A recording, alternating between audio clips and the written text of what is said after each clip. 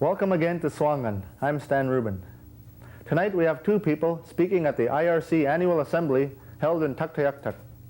First of all, Nellie Courneyea, who was the first Native woman to be elected Premier of the Government of the Northwest Territories. She'll be speaking on government transfers of power to the local community level and how it can be accomplished so that everyone can benefit equally. You'll also hear from Les Carpenter, who is a member of the Western Arctic NWT Constitutional Commission. As a government, what we're trying to do is we're trying to do what a lot of other people are trying to do, is trying to tie a whole lot of things that are going on, and put it together. Because in the Northwest Territories, just because we're the tail end of what, the bigger question is being raised in southern provinces, how do we fit in? And that's really what we're trying to do as a territorial government. And we're trying to work as a team to put that together. I know a lot of people here, and including myself, when we try to deal with the territorial government or the federal government, sometimes you really don't know where to go. You go here, and then somebody tells you to go there, and then another person tells to go there, and then just when you think you got the thing settled, you go back to the first part again. So what I'm trying to do is put it all together, because it's extremely frustrating for the people who are elected and who become cabinet ministers just as well as you and everybody else. So, however, right now in this time and age, we've got a lot of things going on. We don't know, we can't always determine what happens when. Right now we have all kinds of things going on in southern Canada, which we have to take part in, which we have to make sure that we don't get left behind. And though all those things are going on, whether it's Quebec issues, whether it's Newfoundland issues, whether it's free trade, whether it's a whole change in Canadian society, where do we fit in? How do we get protected? How do we really represent ourselves so what we believe in doesn't get omitted from what Canada is? And that's really fundamental to what we're trying to do. And I know a lot of people feel sometimes, where's Roger Grubin? Where's Frank Hansen? Where's Gilbert Thrasher? They're all over the place. Where's Vince Teddy? Where's Andy Carpenter? All these things are taking place, and everybody's trying to hold on to things so that we don't get lost. Because it's very important now that what we do is we don't get lost and everybody else is making decisions and we're left behind. Or more probably is we're forgotten because people don't realize we're there. I don't think there's any real fundamental plan to leave Inuit, Inuvialuit, Northwest Territories out of the picture. But there's so many things going on in southern Canada that sometimes they have no time to think about us. So we have to force ourselves now in a very fundamental way, because decisions are being made. And that's where ITC fits in, Rosemary, and that's where Roger fits in, and that's where the Dene fit in. Where do we grab a hold so that we don't get left out? But at the same time, while all those things are going on, everybody wants to make sure they have a good education. People want to make sure that they have opportunities for employment. People want to be sure that they have opportunities to get in business. And people want to know that they can support their families, they can do something, they can be involved at a family level. So what I've tried to do is we're trying to tie all that together, because at the same time the Northwest Territorials government has over the years taken different responsibility, education, wildlife, and in the meantime the land claims are being settled. So how does that all fit in? And I think as the Northwest Territories we have a better chance of solving those problems than anywhere else in Canada and anywhere else in the world. Because the majority of people are Native people, Aboriginal people, and that's what the government serves, is the Aboriginal people that live in the Northwest Territories. So we have an opportunity to do things right, and it's going to be difficult. So because there's been an awful lot of, the constitutional stuff is going to go on, the national things are going to go on, we have to rely on ITC to a certain degree because that's a national mandate. We have to rely on a broader Aboriginal issue that comes down through ITC and IRC. But at the same time, people want things to go on so you can make a living, so you can have your children educated. So that's where the territorial government fits in. And we're trying to deliver programs to people that make sense to you. At the same time, we're having a difficult time in getting enough money to deliver those programs. So the idea right now, because we've gone through 20 years of turning over things to the territorial government, now how does it make sense? How can you be involved? So we're setting ourselves up now as a territorial government. How do you respond to people, and who's going to make the decision, and who's going to take the responsibilities, and who's going to spend the money for this, education, for health, for social services? How does that fit in? And I think the positive thing we have is that we know what happened in the South, we know what happened other places, we don't have to make the same mistakes.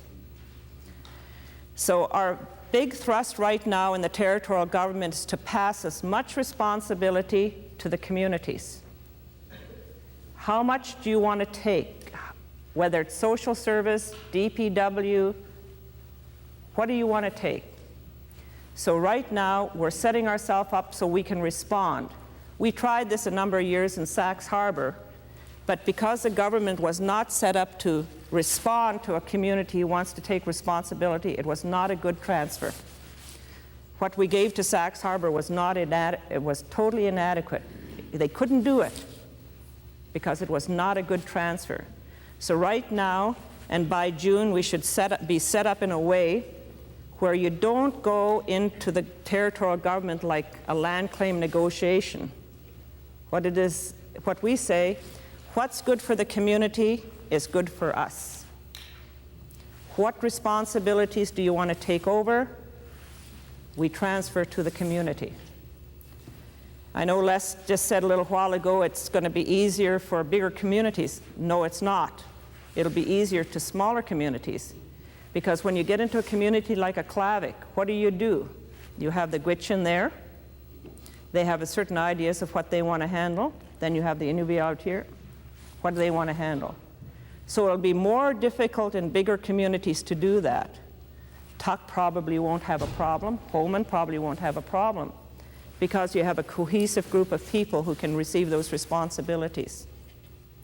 So the territorial government's primary focus is to try to get enough programs to the community that it makes a sense that the decisions and the program responsibility and the money gets transferred to the community.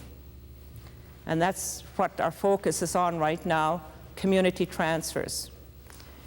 If the communities have that responsibility and they want to get together as a region, that's up to them. But we are not aligning ourselves up to give money to a region and you transfer it down again. What we say is the responsibility, the money, and the programs go to that community as much as possible. So by June, we should be ready for receiving proposals. Whatever kind of proposals you want to give, we're open. How much you want to take over, what the formula is, we're open for that. In the meantime, all those other things are going on, but I don't think, in my mind, that anything can survive, whether it's a regional council or a territorial government, unless the community has a feeling of stability and solid growth, and people who are there are the ones who are making the decisions and spending the money for those programs. So that's what we're set out to do, and we'll be ready to do that very soon. We've got the framework so we can deal with very quickly when communities come forward. And we don't see those negotiations of like land claims where you deal with it endlessly. We're committed if the community is committed. So the community self-government, as we see it, is everyone in the community has to be treated fairly. How it comes about and how it starts is up to the community. But as much as possible, those responsibilities have to go to the community. Once you get those responsibilities, if you want to form a broader representation, that's up to the communities. So that's what we call the community self-government. Now, Les Carpenter and Jim Burke are involved with a broader issue of representation, constitution.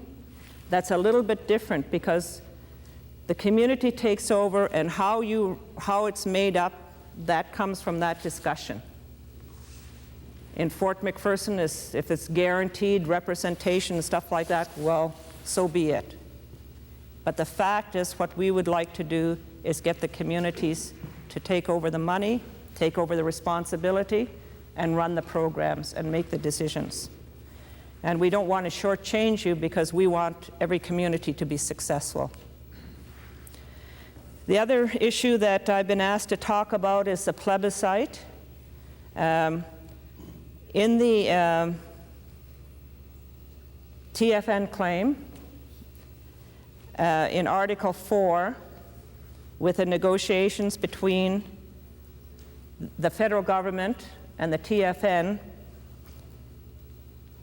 it was very clear that TFN tied the land claim very much to the government and Nunavut.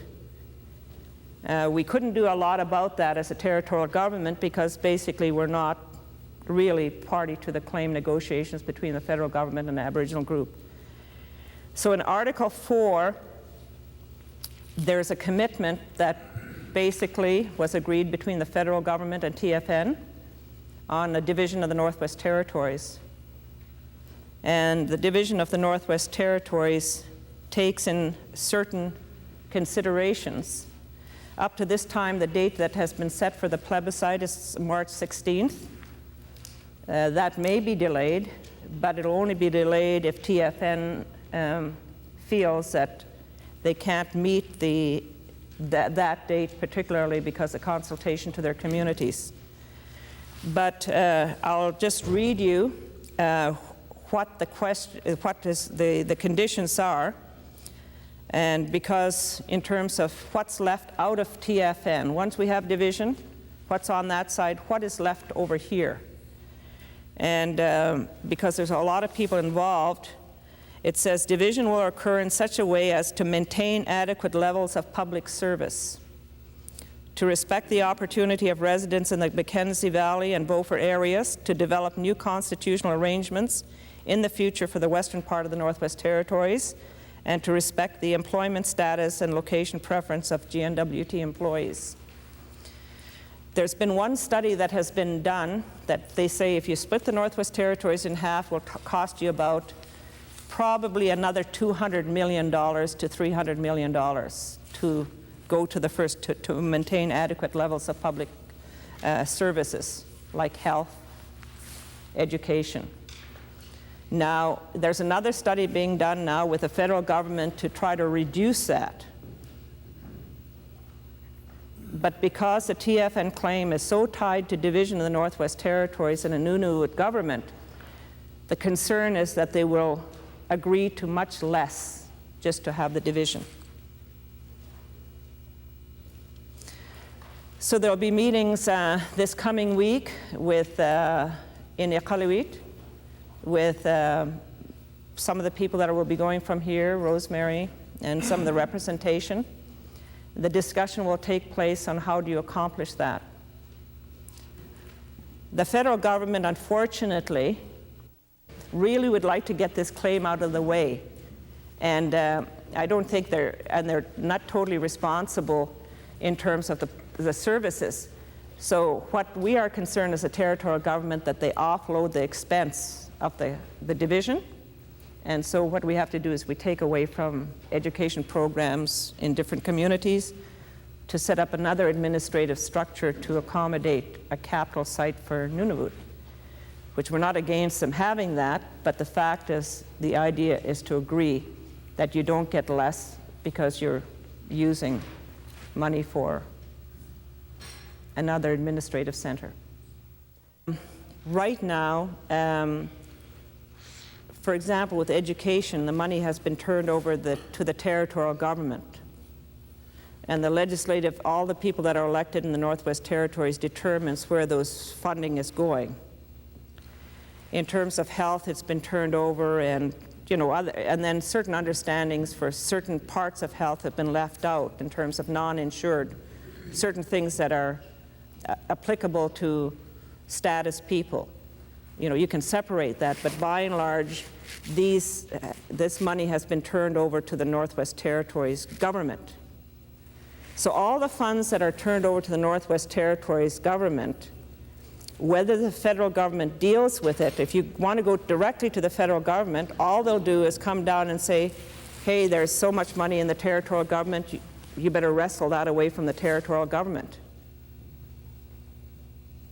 So in terms of public government and the kind of money that has already been turned over to the territorial government, all the federal government can do, maybe they'll send in somebody in to say, okay, if you want to just deal with the federal government, how much of that money can we take away from the total Northwest Territories? So one way or the other, it depends on where you start.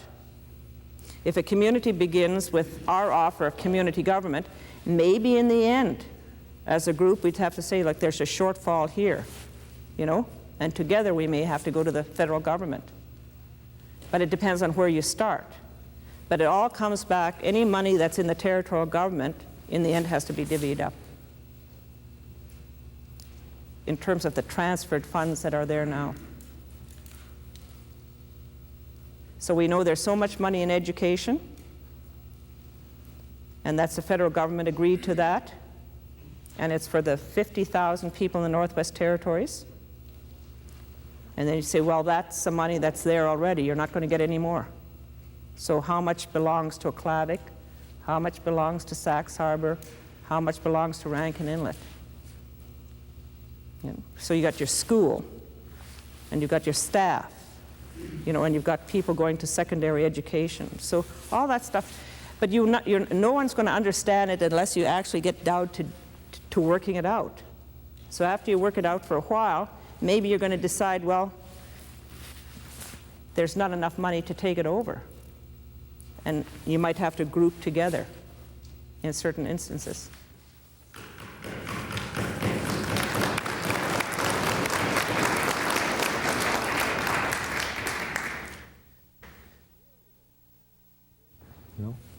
Clearly, though, there's an organizing message across the board, heard from all regions, from Fort Smith to Sax Harbor. That's the very south, that's the very north.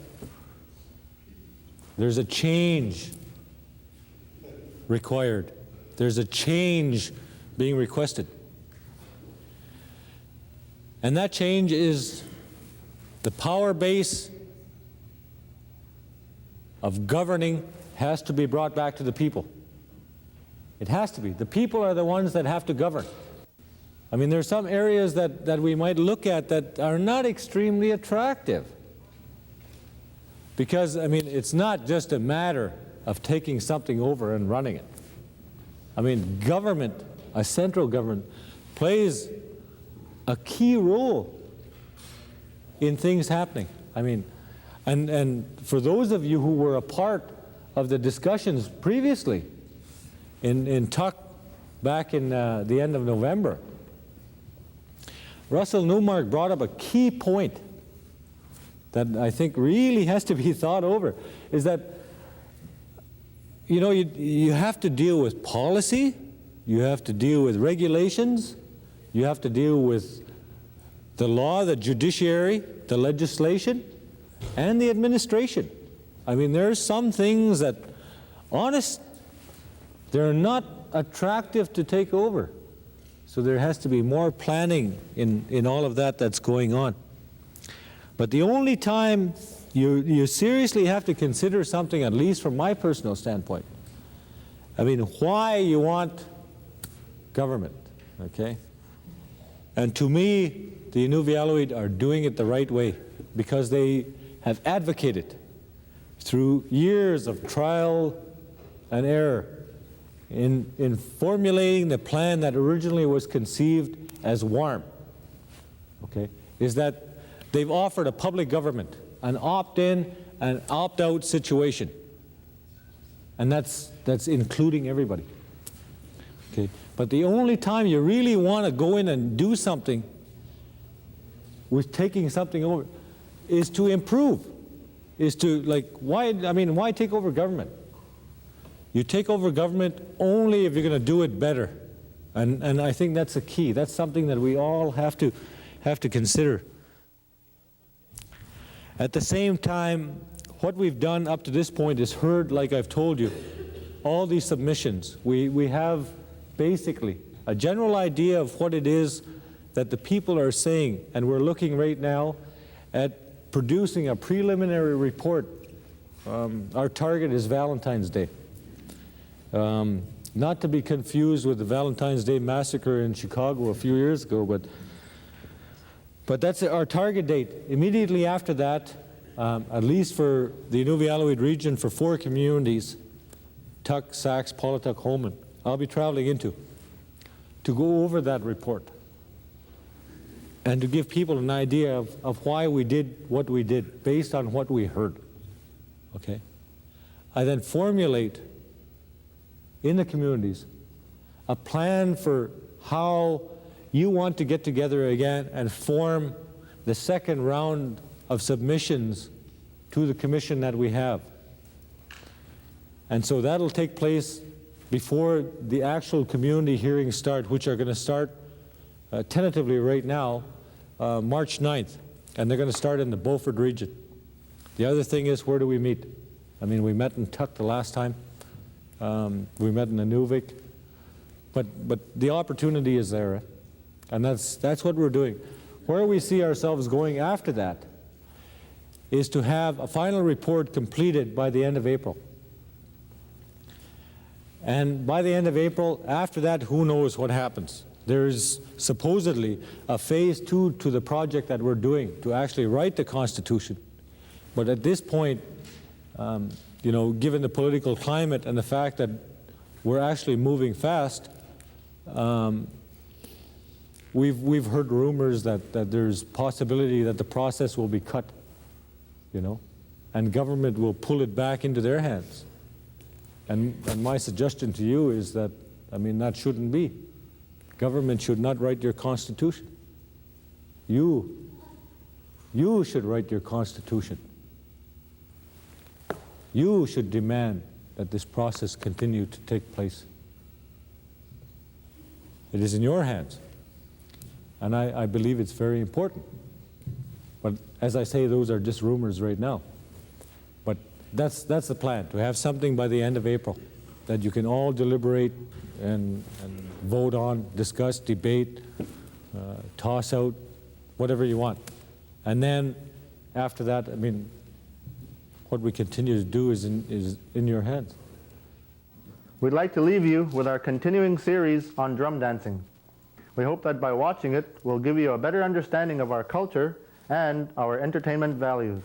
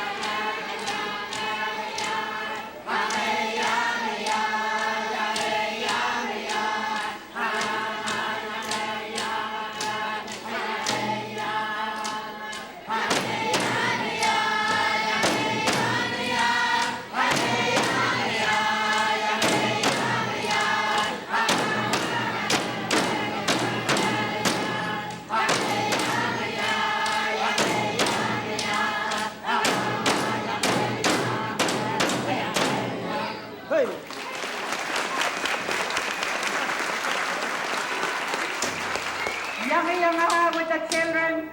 All you little ones.